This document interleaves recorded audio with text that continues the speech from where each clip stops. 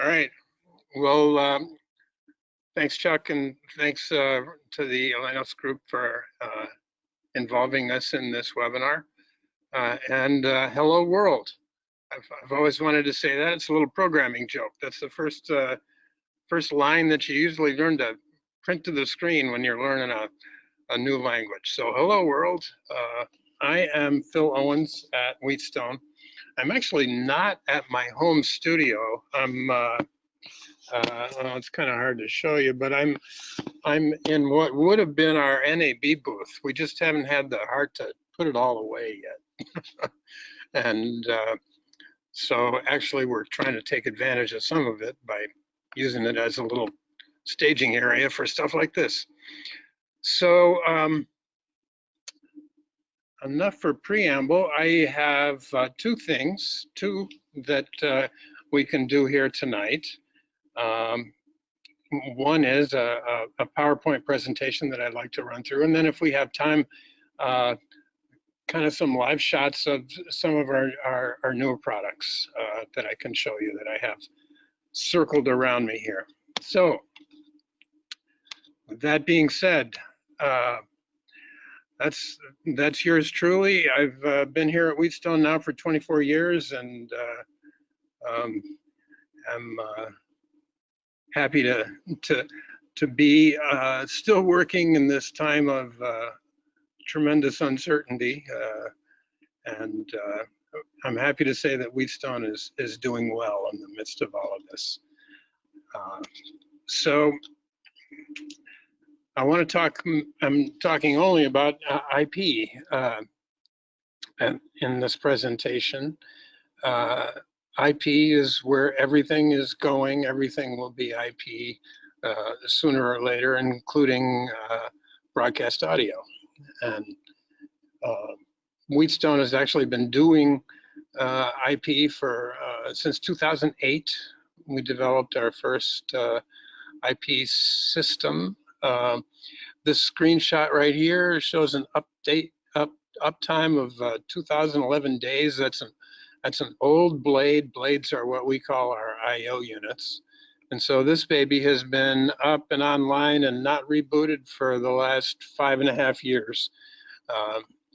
So we've been doing IP, audio over IP for the 12 years, and continuing to develop it.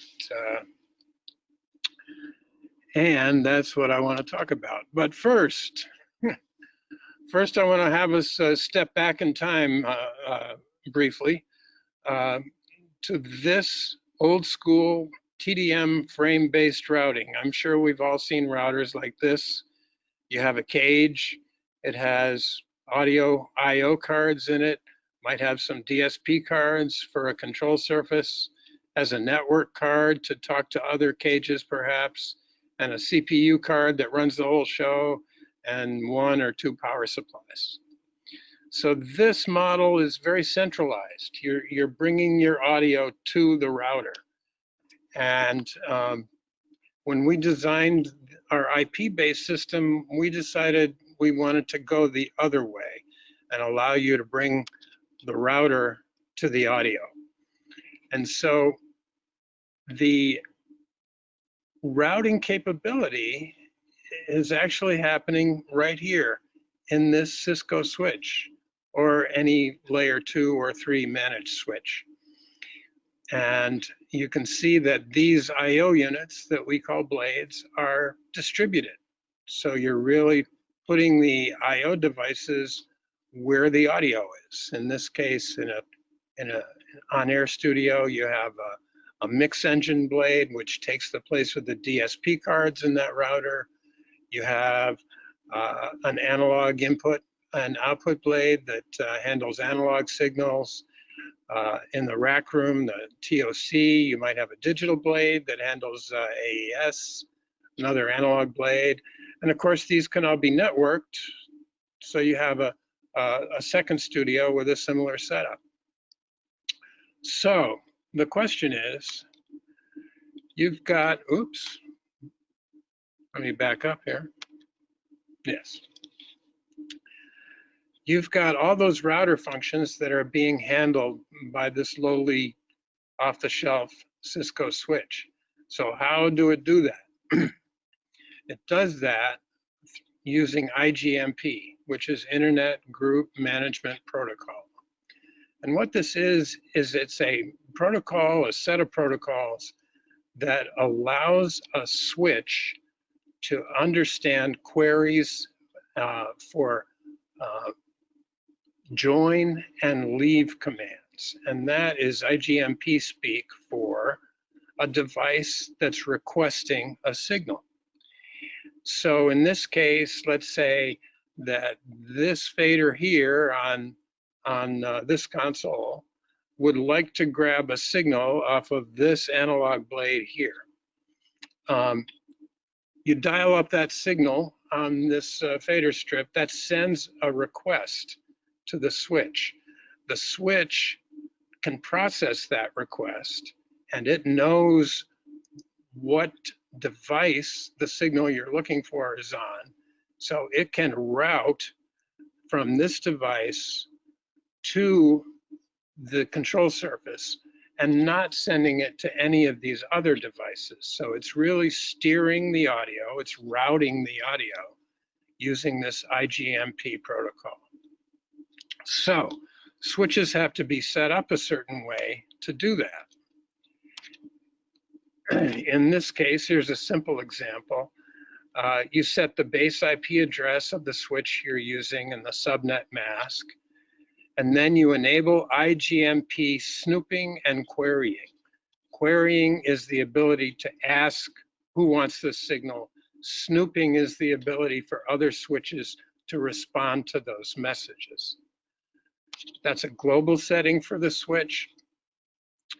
At the port level, the access port, which is where you're going to plug your gizmos in, we do some things to keep the switch from being too busy. First, we set the mode to access for this port. The switch port no negotiate means that it defeats the dynamic trunking protocol in that switch. We don't want switches negotiating with each other. We want them passing audio. And that's a pretty hard job for a switch. It takes a lot of horsepower to pass a huge number of audio signals. So we don't want it to negotiate with other switches saying, oh, are you a trunk port or an access port? So that's why we defeat dynamic trunking. No Igmp snooping TCN flood. That's a mouthful. But what it does is it keeps spanning tree topology change messages from flooding the network. Sometimes in a switch, when you plug something new in, the switch says, ooh, there's a topology change, and it sends out a TCN notice to the rest of the network. And that simple act right there can interfere with your audio. So we tell it not to do that. And the other spanning tree thing that we defeat is called port fast. It places a port directly in its forwarding state instead of going through this negotiating with other switches to see what other paths are available on the network. And that's because we know what paths are available. We nailed them down. Then trunk port configuration. This is for ports that talk to other switches. Sort of the same thing. No negotiate there. It defeats the dynamic trunking, and no topology change flooding. So those are the basic things that you do to a layer 2 or a layer 3 switch to let it handle audio, multicast audio, I should say. Now,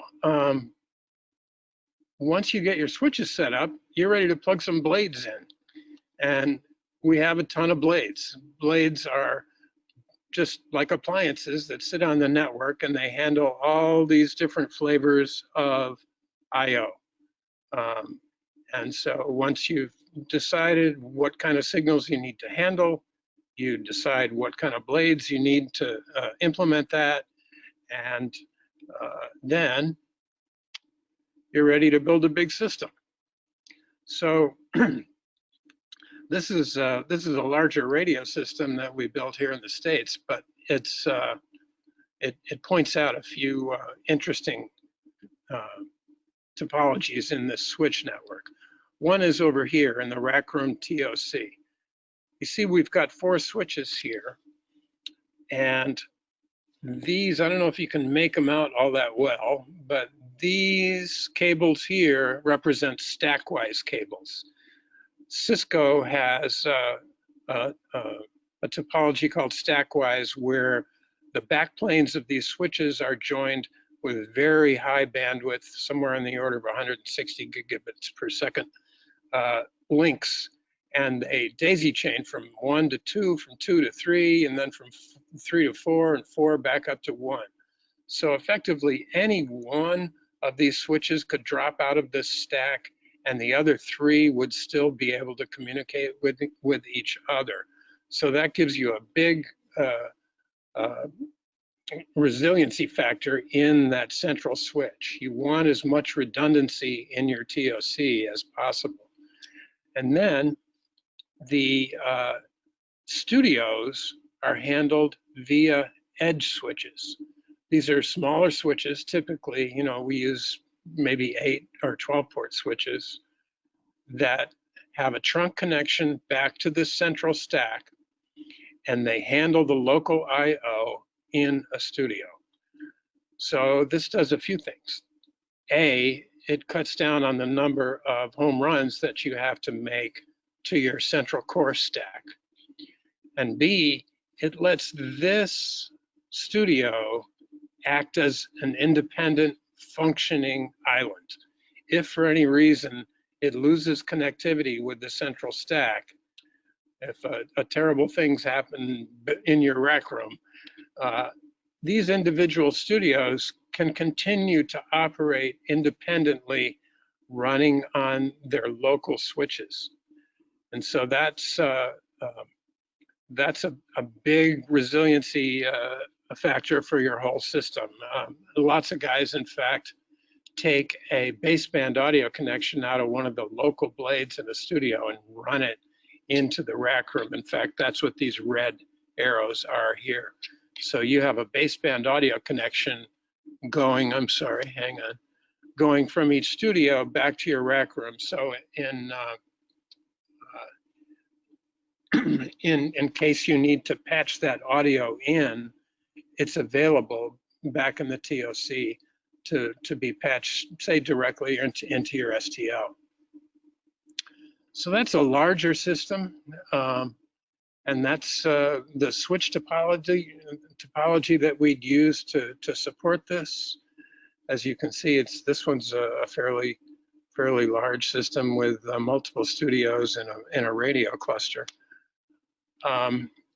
But I wanted to give us all that quick background on switches, the way we set them up to handle multicast audio, and that's basically the way audio over IP works in a system like this.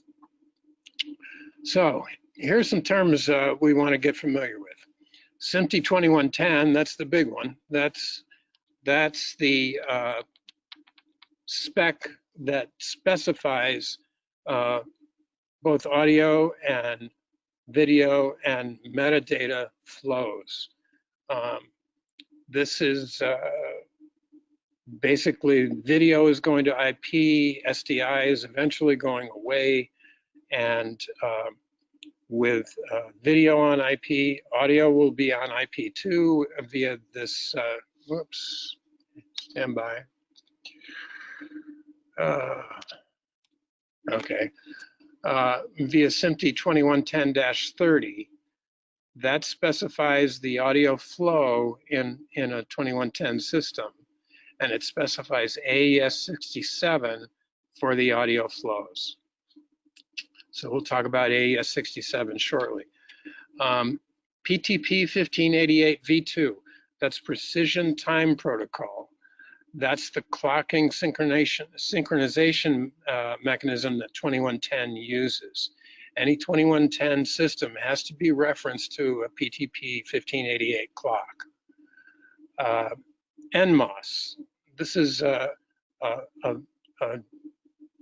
specification that is really just getting its legs. It's network media open specifications, and it is a way to provide discovery and connection management for AES-67 in particular, in our case.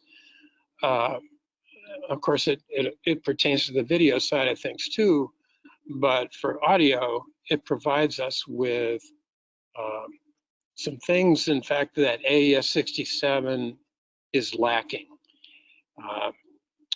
And I'll get to that in a moment.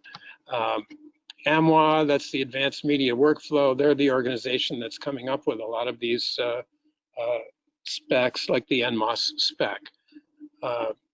SDP, this is a session description protocol. It's sort of the bread and butter, the keys to the kingdom for how these devices all talk to each other through AES-67.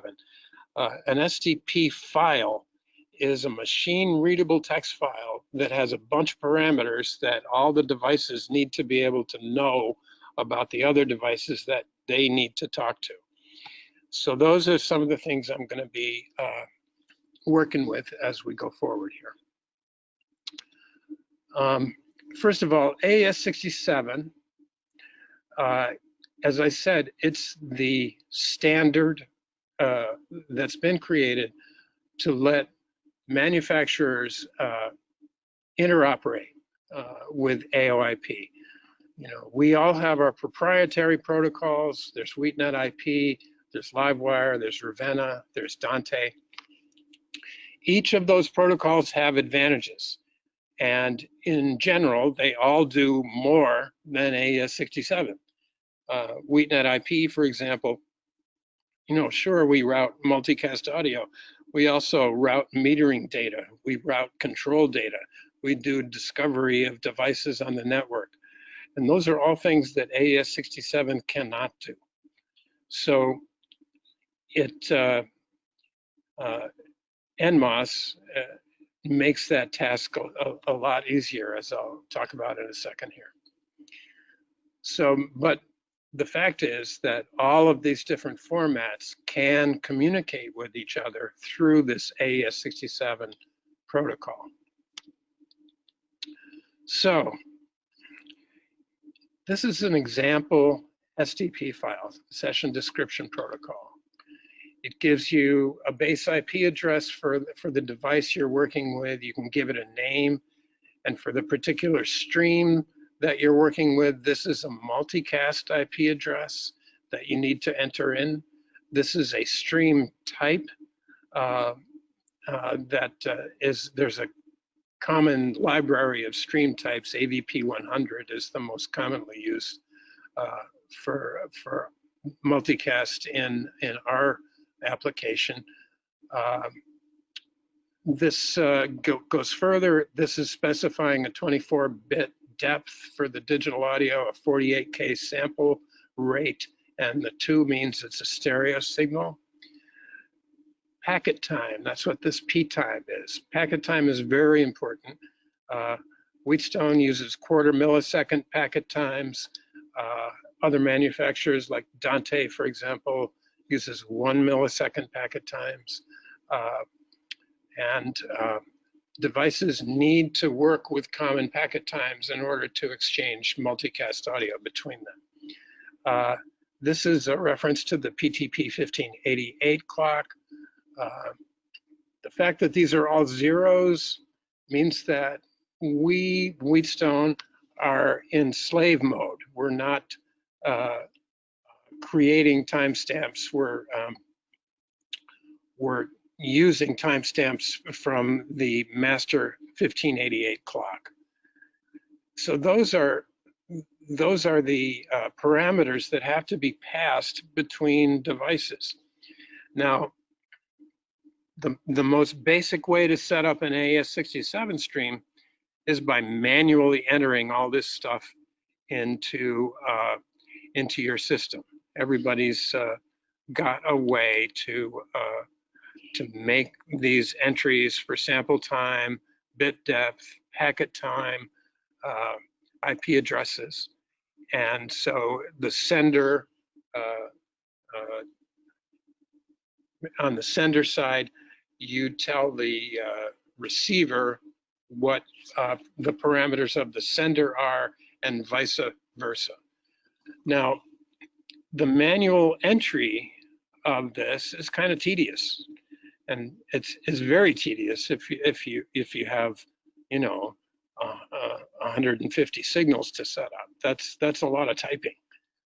So what we would hope to be able to do is automate this process somewhat.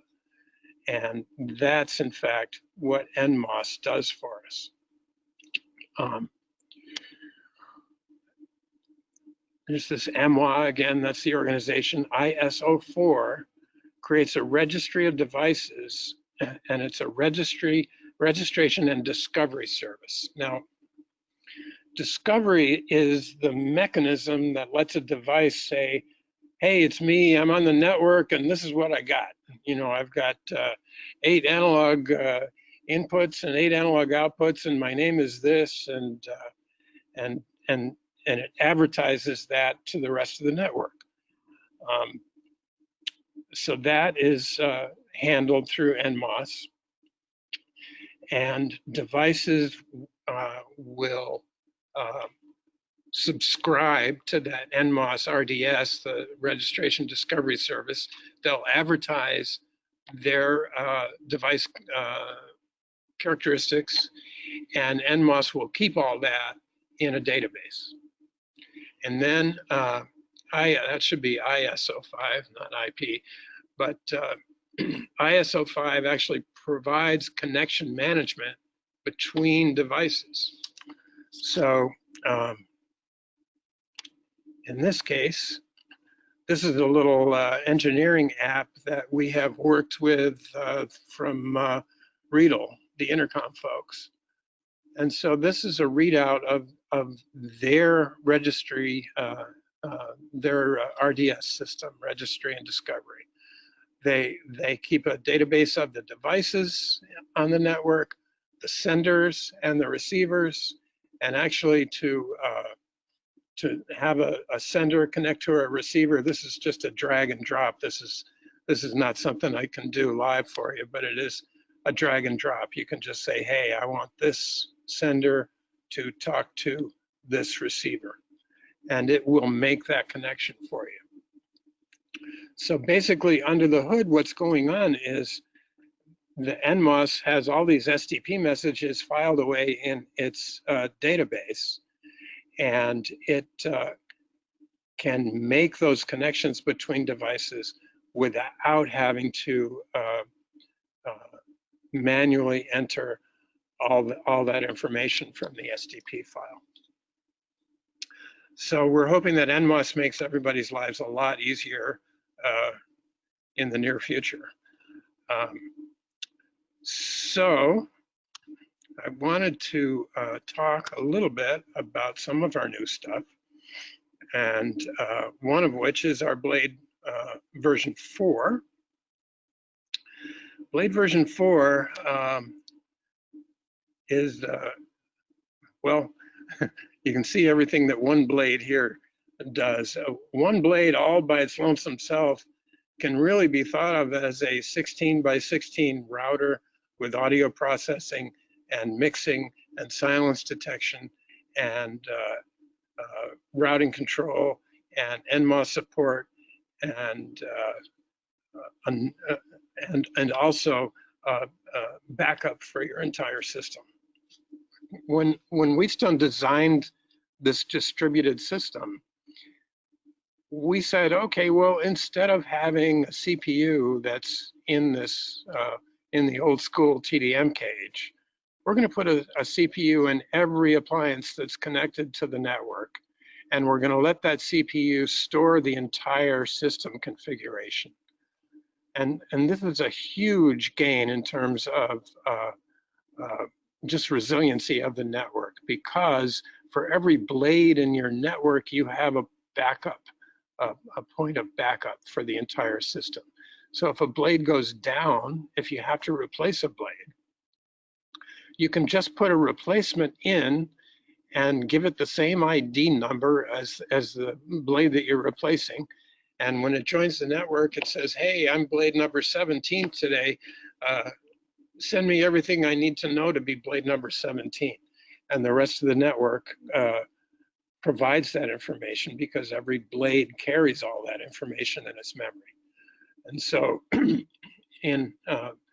that's sort of a quick summary of how it does it, but in fact, you can replace a blade completely in a few minutes. There's no PC that needs to be done anything with. It's just a couple of buttons and say replace this blade and join the network.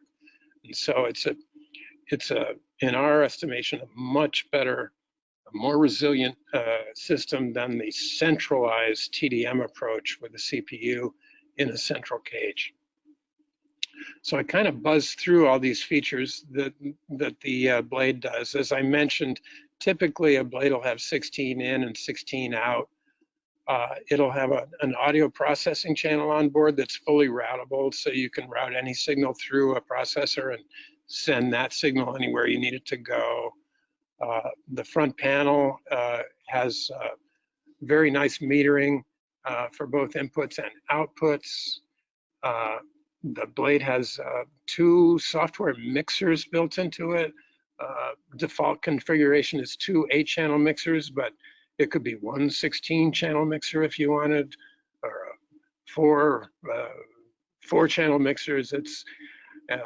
We find that these software mixers, we call them utility mixers, just have tremendous uses, either for microphone submixes or background mixes of any kind. We even have people using them as disaster recovery mixers. You know, if you can get 16 of your most important sources up on a mixer and mix it all without having to use a control surface at all, it's very useful for stuff like that. The Blade 4 now has redundant power, full redundant power on 2 separate PC boards inside the blade with 2 AC jacks in the back, no sharing of power supply circuit boards. And now, in a departure from our previous blades, we're offering redundant network ports. We have dual gigabit network ports. And some of you may have heard of the 2022-7 seamless protection switching, also called hitless switching.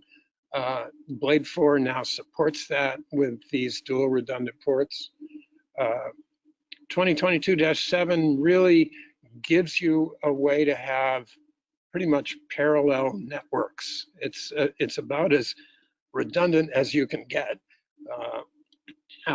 The only drawback is you have to have 2 of everything, meaning all of your network switches are doubled up. And devices talk through dual ports, like on this blade, to different switches in that switch topology.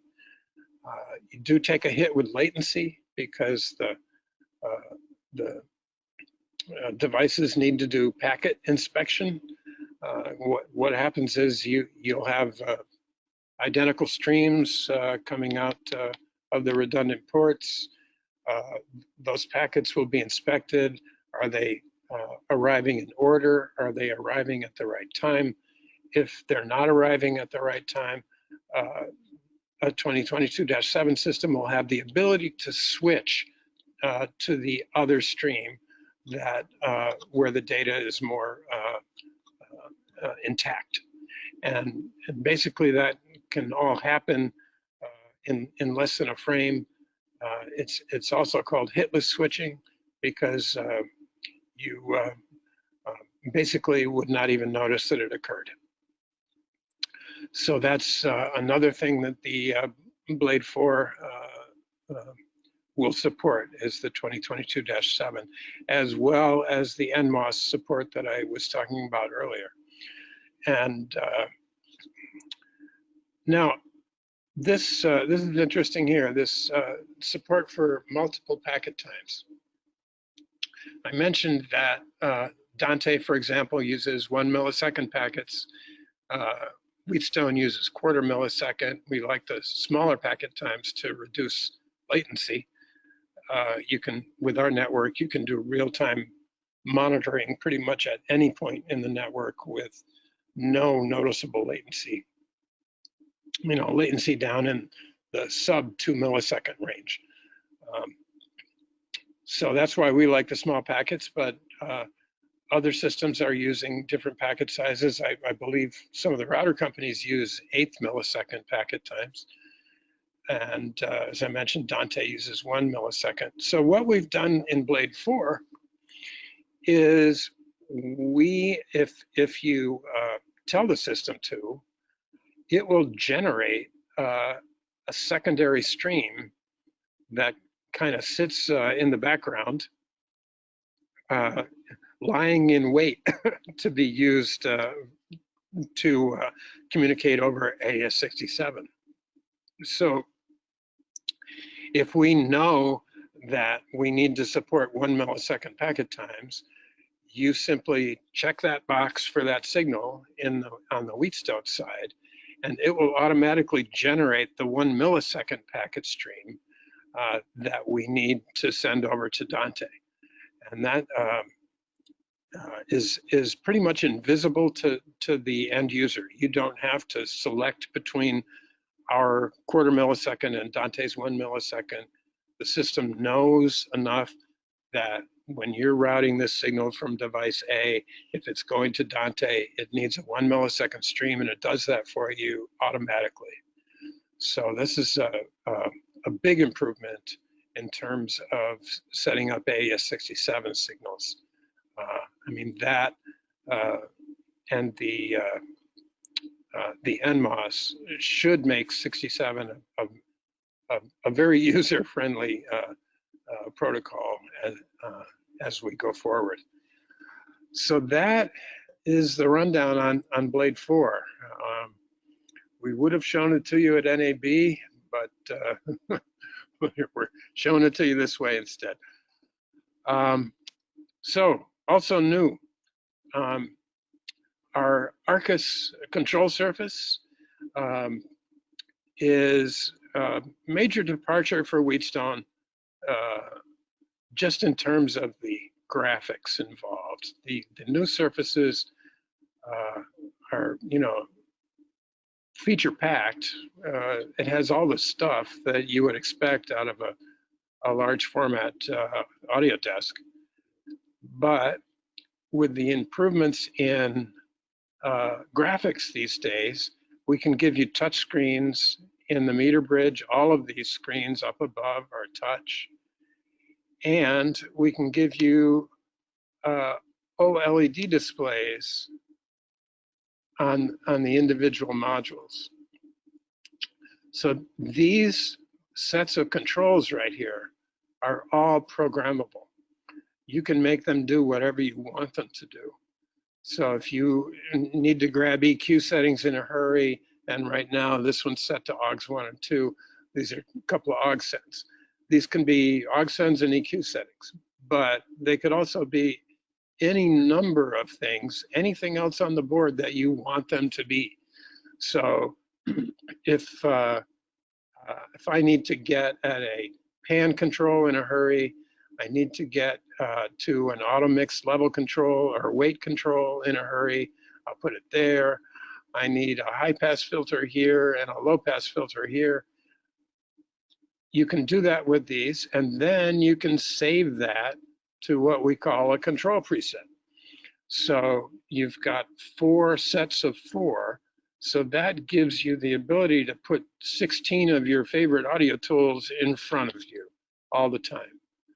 I compare it, I don't know if all of you are familiar with the old favorite Leatherman tool, but a Leatherman is one of those deals where you got the pliers and the screwdriver and the file and the scissors all in one thing that folds up. So I think this is sort of the same deal. You've got the tools that you need right in front of you with displays that reflect what they're doing, and it just makes the overall console very easy to drive. I want to back up one step here. Just in general, the Arcus, you can load it with 48 faders, but they're 10 layers, so you could actually have 480 mixed channels, 16 audio subgroups, 16 VCA groups, 16 discrete mix minus buses, 32 bus minus outputs. Those are the individual mix minus outputs that each channel can generate. All the displays are touchscreen, so if you want to draw EQ curves up here, you can do it. Four programmables that I just talked about. Auto mixing. Auto mixing is super important these days. And both of our new TV boards have very advanced auto mixers in it. An auto mix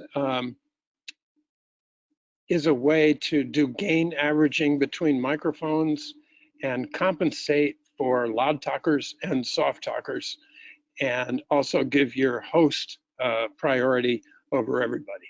It's a thing called weight within an auto mix group.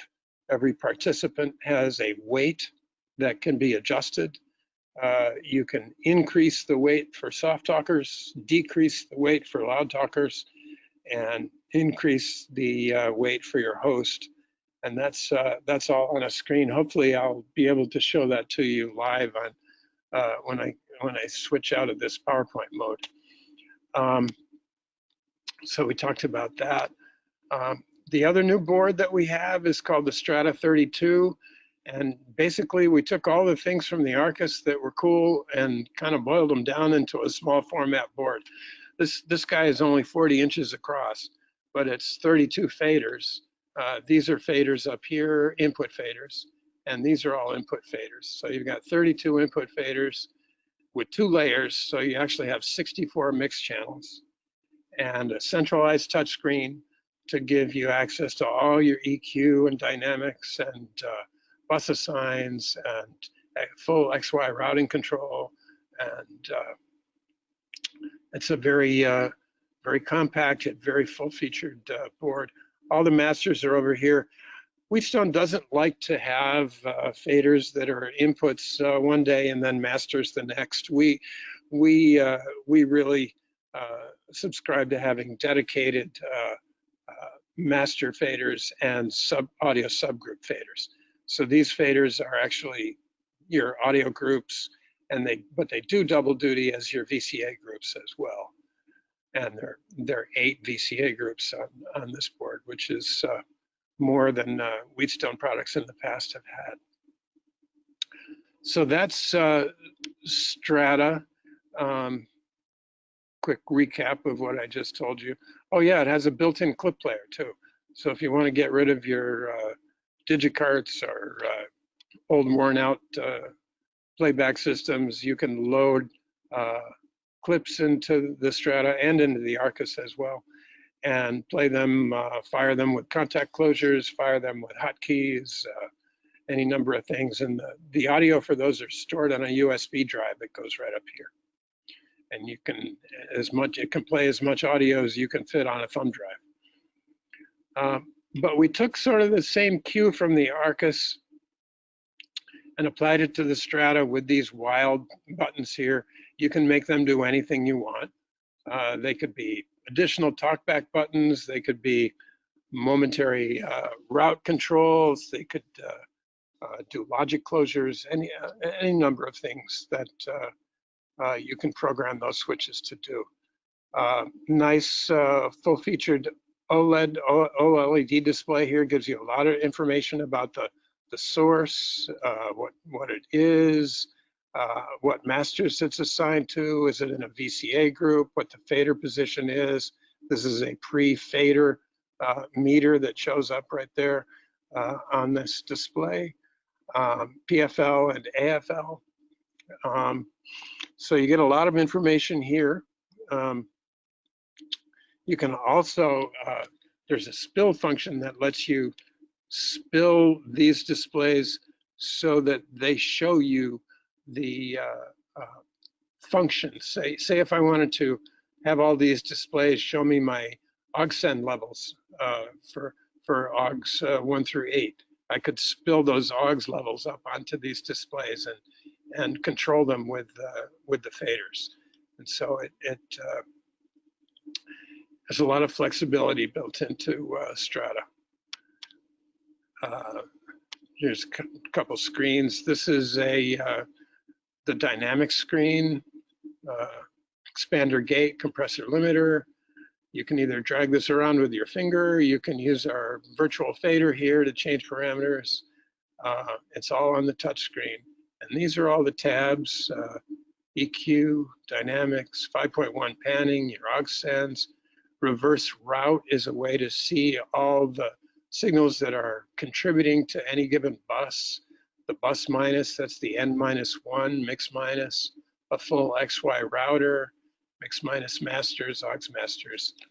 Events, you can store up to 100 events. Those are show presets. And that's all on your central touch screen. There's what EQ curves look like on that board. We also, on Strata, if I can show you a little later, we have dedicated knobs. So if you don't want to drag with your finger, or if you don't want to use the fader here, there's a row of knobs that actually, these little numbers here are showing you the knob functions below. So the knob functions are context sensitive, depending on the function that you have up on the screen. We built a big blade. The stage box one is exactly that. It's for areas where you do have a high concentration of I/O. In this case, 32 mic line inputs. You can get 16 line outputs and 8 by 8 AES digital ins and outs.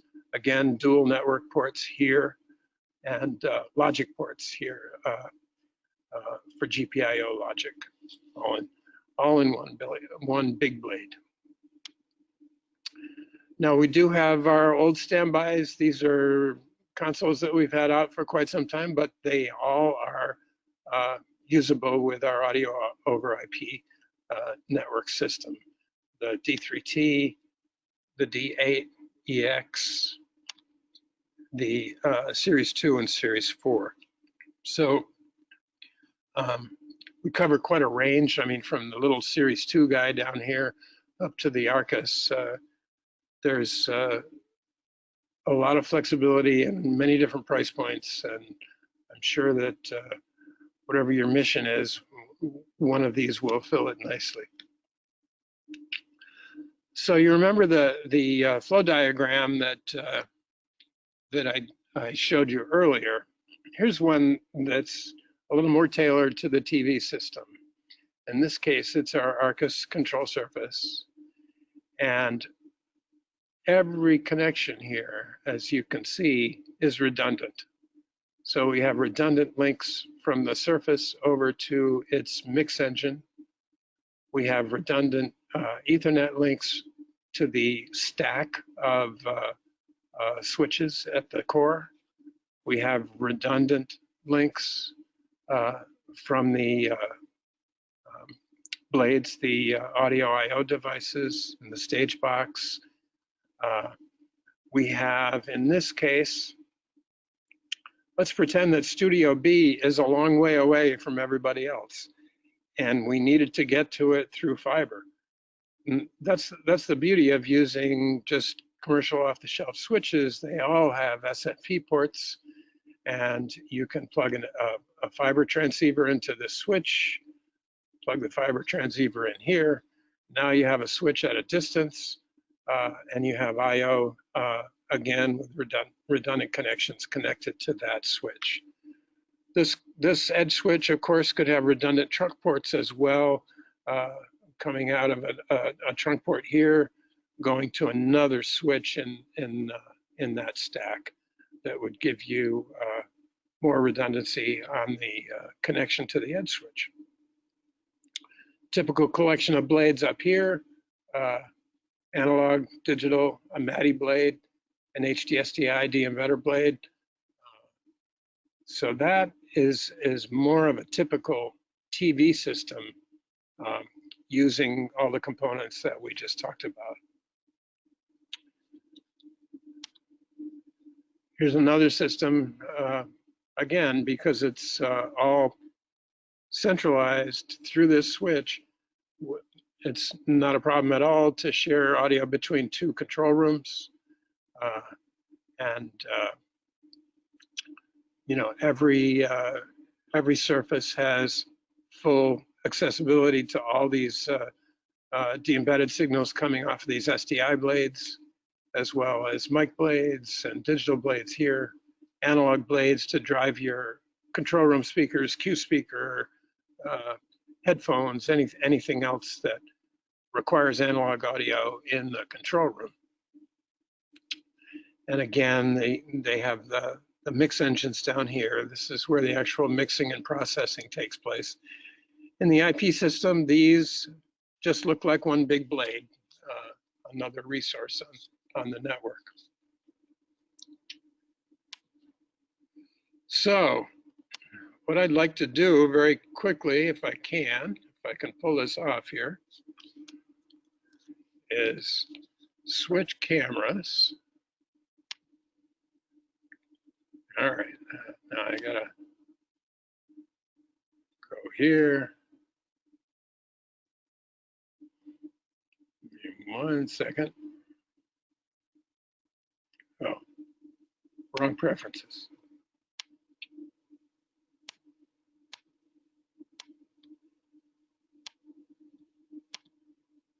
Let's see.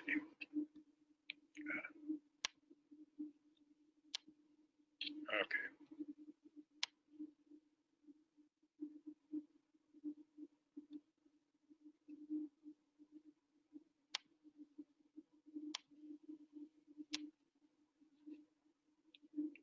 Okay. And I'm going to use,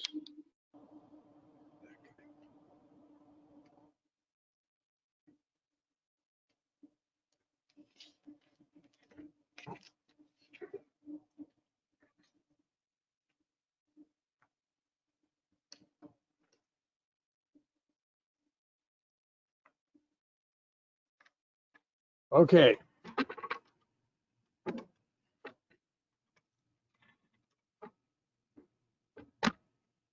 What we're looking at right now is the Arcus control surface. And I want to show you what I was referring to with those programmable controls. If you can see it, hopefully you can, these controls here can all be told to be anything you want them to be. I do that by just pushing and holding, and I get this drop-down list. And let's see.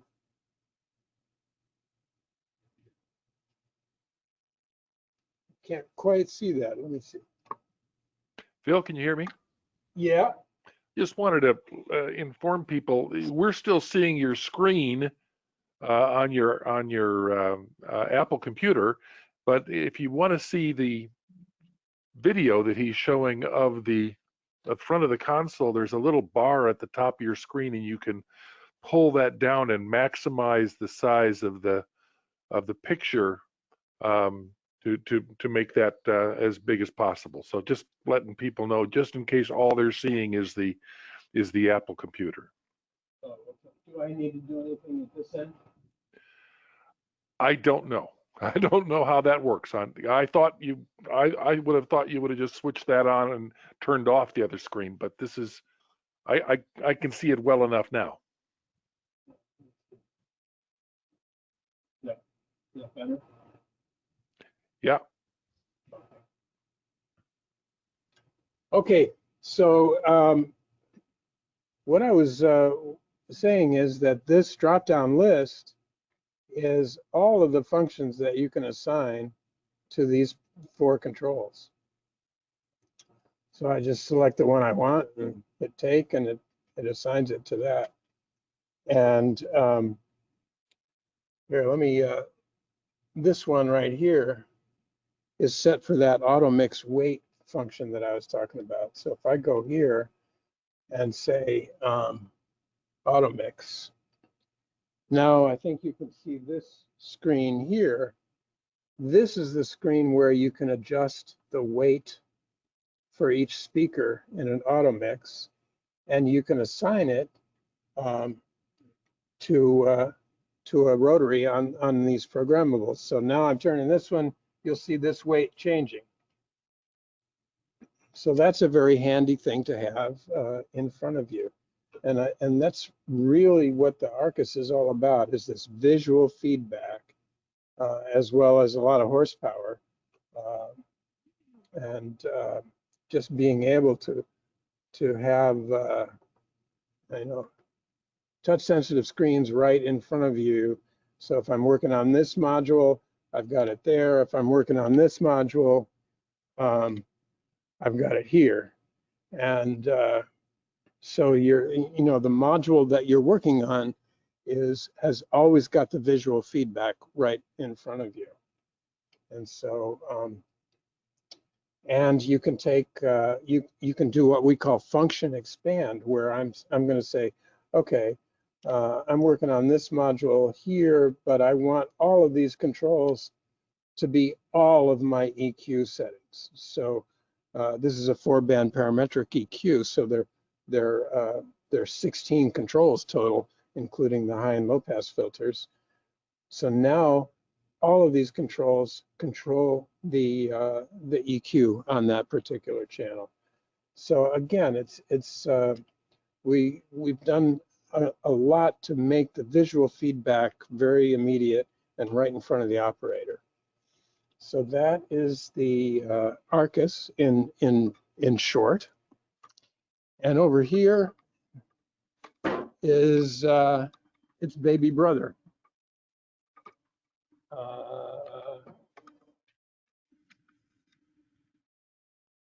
There we go.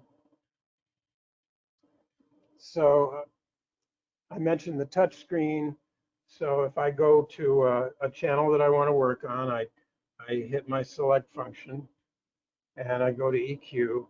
Now I can see that I've got these three controls that are actually going to be affected by the knobs down below the screen. So I can tweak either with a knob or with the fader on screen or with my finger. So it gives you a few different ways to work depending on what you're most comfortable with. As I mentioned, 40 inches, 64 channels of mixing, all of this horsepower with EQ and dynamics and panning and surround, up mixing, down mixing, 8 VCAs, tons of mix minus, 2 layers. So it's a powerhouse in a small format. So that's Strata 32. Here's a stack of blades. Here we are. And down at the bottom is the stage box that I mentioned with the expanded I/O. And over here is a Blade 4, along with its brother and sister, the Blade 2 and Blade 3, the precursors for this guy. And but the big news here is on the back side. See if I can get it. Redundant power, redundant network ports. So that's a big step ahead for you TV guys when for a blade system. So see if I can get back here.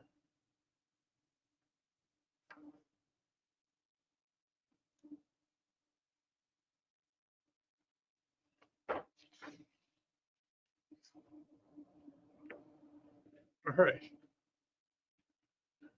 Well, that is that concludes my prepared comments. Well, thank you, Phil. That's fascinating. A couple things come to mind, a couple questions, if I may. The Yes. first thing is that when I got into this business, audio was a poor little sister of video. I mean, the video business had all the money, all the eye candy, all of the super technology, and it's apparent to me that things have changed. Yeah. Yeah. I mean, it's amazing to me to see how much is going into the audio now. Most people, when I was starting out in this industry, the audio business was a little Shure mixer in the corner, Yeah. in a television station, particularly. Anyway, that's just a comment. And the second question is, But let me just fire away. address that for a minute. You know, the little Shure mixer in the corner was before you had a fleet of trucks out and before you had reporters all over the world coming in via satellite, and you know, before you had all those mix minus requirements that Sure. that boards these days have to provide. And you know, I mean, that's really if you look at the mission of an audio board these days, it's to take a huge number of disparate signals of various different flavors, be able to mix them all, be able to provide everybody in the field with the correct mix minus, be able to compensate for video delays, uh, and do all that in a board that doesn't take a degree to run. You know. Yeah, it's apparent that this is intuitive. A lot of touch screens and things like that. Yeah. Another question. I noticed that you had one screen that was showing the processing or the analysis of the loudness factor, which is kind of a unique thing for television. And my question is that a unique thing in the United States, or is it international? Would it apply to Asia Pacific, for instance, where if I recall correctly, this had to do with the commercials being substantially louder than the other content, for instance? Right. Well, I believe loudness metering applies overseas. You know, you have the BS 1773-3 loudness spec. And although different countries have different optimal levels, the United States, the target level is minus 24 dB. I believe it is different overseas, but I'm not conversant with exactly what it is. But Sure. yeah, it's a great tool for a board op to be able to see the loudness meter right in front of them, so that they can, let's say, attempt to comply.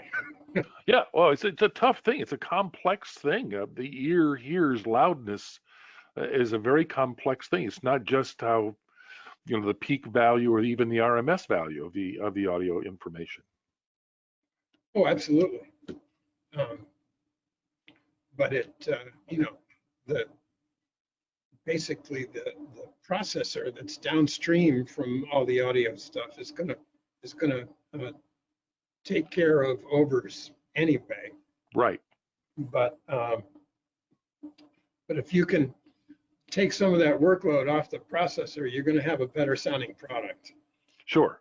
And you're going to have the levels of all the individual things mixed much more.